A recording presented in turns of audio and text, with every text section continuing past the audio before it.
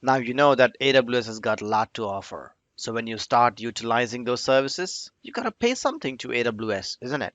It's even more important to know that number well in advance so that you get the right size for your resources and do things right from the beginning. In this lesson, we'll talk about what is the AWS pricing model. How are you charged for using AWS? Various pricing examples and how to find service pricing information. Let's go ahead and get started. So AWS works on pay as you go model for most of the services, meaning you only pay for what you use and when you are using it.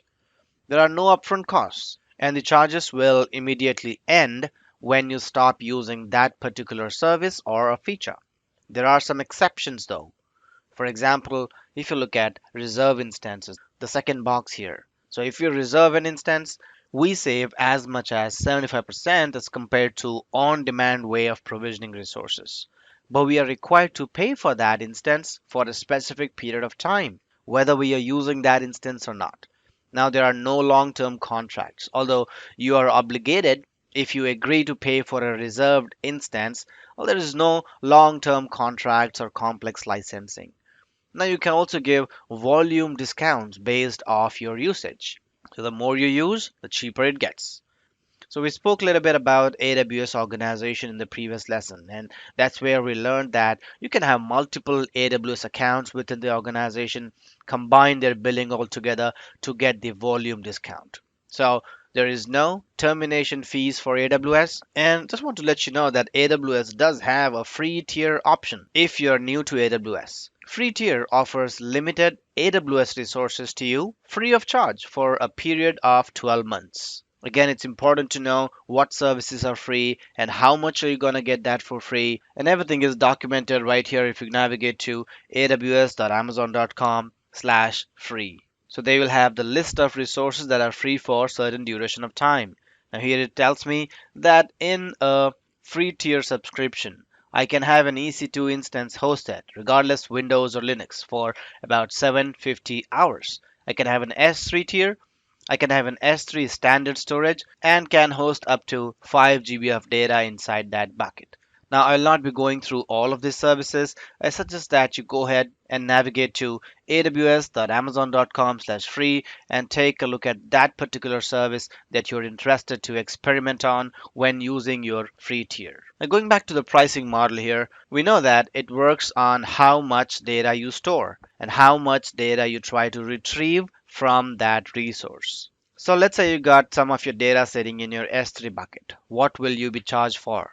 Well, for that data, you get charged per gigabyte stored, and you also get charged on various other parameters like the region where the data is stored, the storage class that you have selected, etc. On top of that, you also got to pay for retrieving the data from the S3 bucket. So you would run various HTTP calls on the bucket like put, post, list, and get. So basically, how data is added to your S3 and retrieved from your S3 buckets using the API calls. You also have to pay for lifecycle transition requests. That's where we can automatically move the data from one storage class to another based on a lifecycle policy. And then you have the data retrieval, data archival, data restore charges as well. Now, when you think about EC2, we know there are a couple of ways of hosting an EC2 instance, and based on that, you will be charged. In general, talking about an on-demand instance, you are billed per second based on an hourly rate for the amount of time your instance is up and running. So when you stop your instance, your billing also stops. Reserved instances work on a different model. They have a fixed term like 1 year or 3 years, regardless of how often you use it. So it doesn't matter if you're using it for 3 hours a day or 24 hours a day, the hourly rate is going to depend on the options that you select. So when provisioning an EC2 instance, you got the following options. You got on demand, you got reserved, and you got spot instances. The price will vary based on the instance type you have selected. The price will also vary depending on the kind of operating system. So Linux and Windows will have different pricing. The region where your EC2 instance is hosted also plays an important role as far as cost is concerned. You're also charged for transferring data into and out of your instances, right?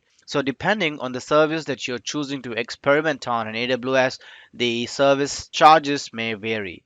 It's important to go and take a look at the pricing for individual components before you start playing around with these. So that's all for AWS pricing now. Thanks for watching, and I'll see you in the next lesson.